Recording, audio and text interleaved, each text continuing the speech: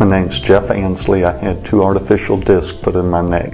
When I first started noticing anything, it felt like I hit my funny bone, and for a couple days the pain was going down my arm, just on my right hand side.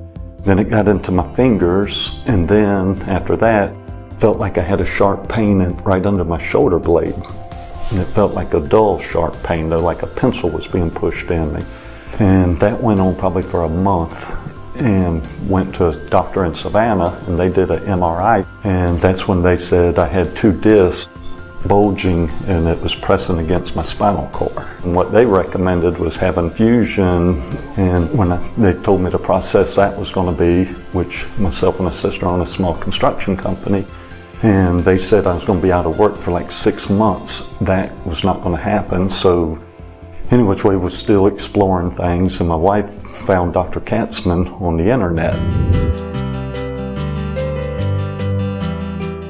With the pain, it was so bad I couldn't, which I do drive big trucks and cranes and stuff like that at work, and I could not sit in one spot. As long as I was moving constantly, I would be okay, but if I was to sit behind a big truck, that pain was so bad, it was like you just couldn't change gears, you couldn't do anything. And even same thing around the house. If I was wanting to sit down, there was no sitting down. It was just such a sharp pain, and you couldn't ever get comfortable. It was like you try and wiggle this way, wiggle that way, and it was just continuous, and which luckily I only went with it for 2 months.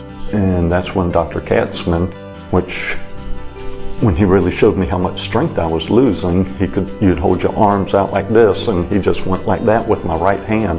And I'm thinking, no sir, that shouldn't have happened. You know, I know I'm stronger than that, but there was no muscle whatsoever. And what they did stress down here was, if I don't have some type of surgery, I'm gonna lose so much muscle and I might not ever gain it back.